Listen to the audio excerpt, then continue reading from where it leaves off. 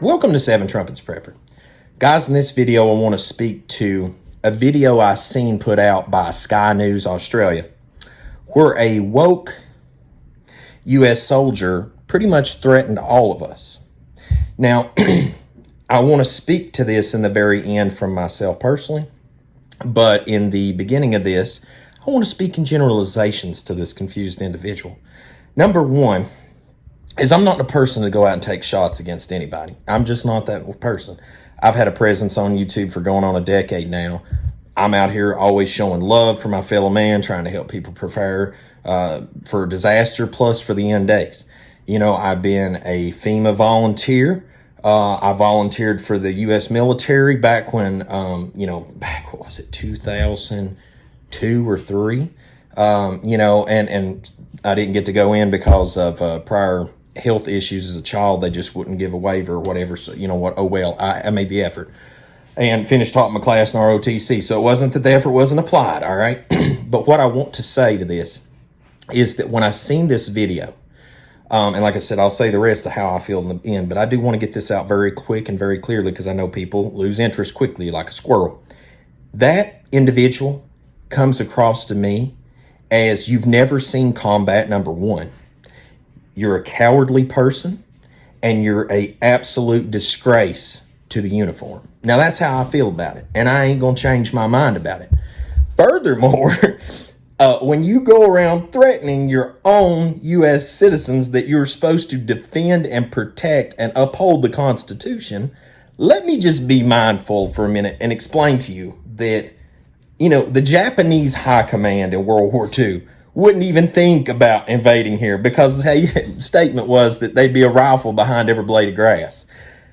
And that was a long time ago. There's a lot of rifles behind blades of grass. So if you think you're just going to go around rounding people up like the SS and Nazi Germany and start clapping everybody, that might work in the big cities where soy boys drink their coffee and skinny jeans.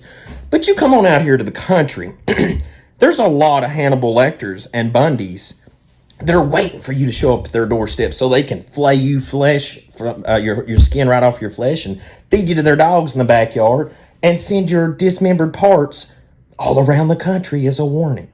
Now, I'm not saying I do that. I'm just saying back in the woods, stuff can get crazy out here, right? I don't go mess with my neighbors, all right?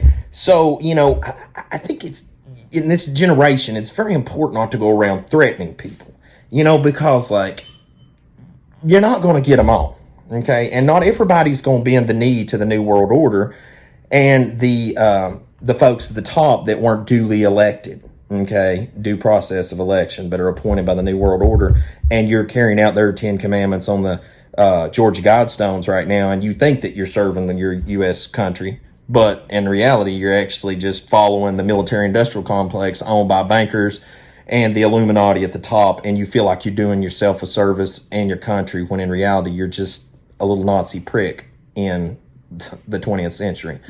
What I will say to this personally is, as a person that does not have a criminal record, that does not seek violence, that is all the time trying to be peaceful with his fellow man, I know I can speak as a lot of frustrated Americans, especially as a private contractor, that, you know, the corona situation has affected a lot of people's lives. Many people are at the point where they've lost everything to the point where they don't really have much left to lose. Now, I don't know if you've understood or ever seen like the movie The Punisher, but when you have the Frank Castle effect, when people have lost everything that they have and have nothing left to lose, that is one dangerous mug to mess with. And there is a lot of these people out there. So my best advice to you is to try to find some fortitude inside your empty shell of a person and not go around threatening your fellow Americans because, like I said, you're a disgrace to the uniform, and a lot of folks out here ain't going to have that. I know also, when I can speak to my own ends right now, as a father, about to be a father again soon, as a person that works hard every day to provide for their family and does not want anything to happen bad to myself or my neighbors or my community, I will give my last full measure of devotion to help snuff out people that would come to seek to do evil in the name of actually trying to do something right. Y'all follow what I'm saying? Nazi Germany will not be welcome here, or any rendition of it here in this new century that we are in, okay?